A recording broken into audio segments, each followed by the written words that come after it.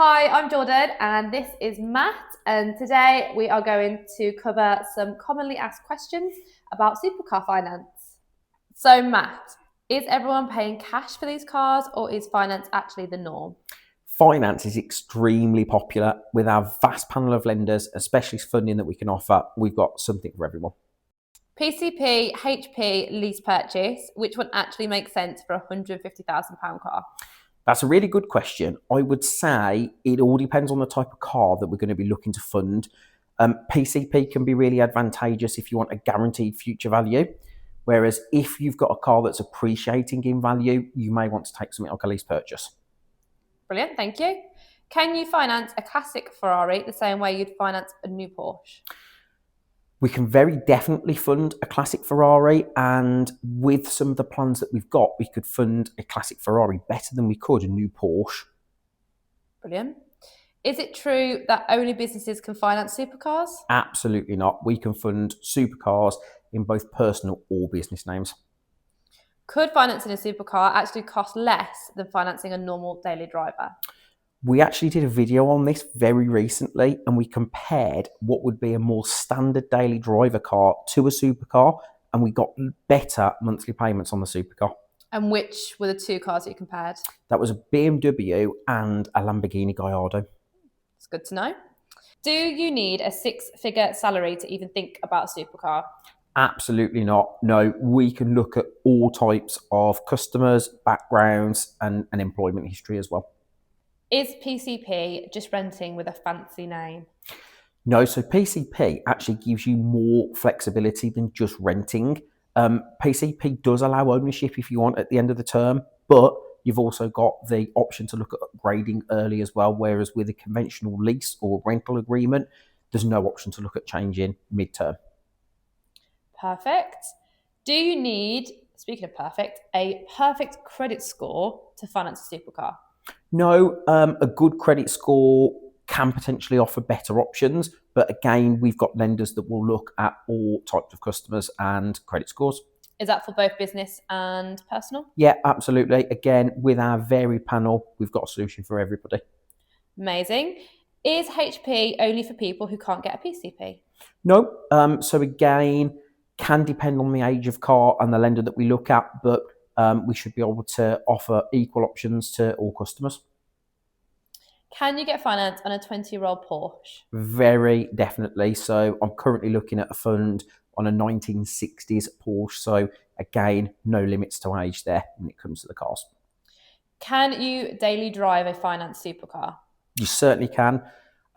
Many customers that I know of, I've got a guy that uses his Audi R8 daily. I've also got somebody that's got a Porsche RS Spider. He thinks it's the highest mileage car in the UK because he literally drives it every day. So what happens if you go over the mileage limit on a PCP or lease purchase? So slightly different there between the two. So if it was a PCP and you were to get to the end of the agreement, you can either look to pay an excess mileage charge if you've gone over the total annual mileage and the term of the agreement. With a lease purchase, you've not got to make an overpayment. There isn't an excess mileage charge. However, if you've done more mileage than we'd agreed at the beginning of the term, it could affect the value of the car. What happens if the car's worth more than the balloon payments? If the car is to be worth more than the balloon payment, you're in a fantastic position. You've got some positive equity. So if you were to sell the vehicle or part exchange it, you've got that money then after settling off the outstanding balance to put towards another car. I mean, that's everyone's dream position, isn't it? At Absolutely. the end of a finance agreement. Who doesn't like a bit of positive equity? Could you finance two cars for the price of one? You can finance two cars for the price of one. We covered this off the other week at our supercar meet. So we had a customer that had got one Porsche. We refinanced that Porsche, saved him enough money to buy a second Porsche, and still put him in a position where he was saving money overall. Do you always need a huge deposit to get approved?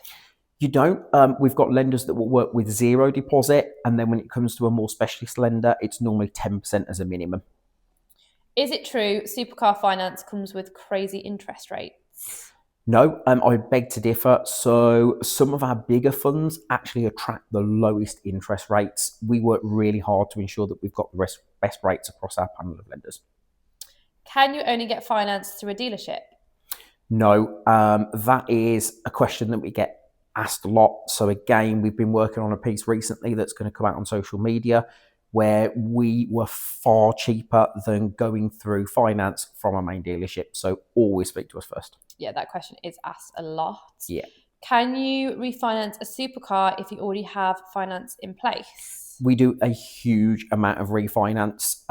Lots of customers that have taken slightly older agreements where rates were higher. Also, a car that's performed very well in the market in terms of residual values, we can quickly and easily refinance that agreement and save the customer some money. Are there restrictions on the type of cars we can finance? There are very few restrictions. Again, because we're in such a great space in terms of the lenders that we've got, there's almost a lender for every car. Okay, now a few true or false questions. So, true or false, you can't get finance for exotic or limited edition cars? False. Limited edition and exotic cars fund really well. True or false, you can't get finance if you've had loans in the past? Absolutely not. Again, with a good credit history, that shouldn't be a problem at all. True or false, getting car finance can affect your credit score? So a Positively hard or search. negatively? Again, there's arguments for and against there. So when we do a hard credit search, that will slightly affect an individual's credit score, but arguably having credit and showing that you can pay it back effectively will also improve your credit score. And true or false, you can't get finance for a car that's imported? False. We've got lenders on our panel that will work with imports. Perfect. And then just a couple of questions for Matt to answer personally. So what's a myth about supercar finance you wish more people knew wasn't true? I think sometimes how affordable it can be to drive your dream car. A lot of people have the perception that it is really expensive to drive an expensive car. But again, if you speak to us and we can explore the options, we can make it really affordable to drive a nice car. And what's one piece of advice for someone nervous about applying for supercar finance?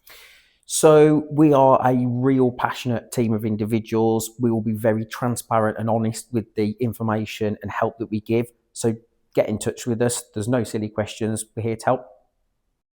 If you've made it this far, thanks for watching. Drop a comment down below with any questions you've got and make sure you like and subscribe and share with your family and friends. We look forward to seeing you next time.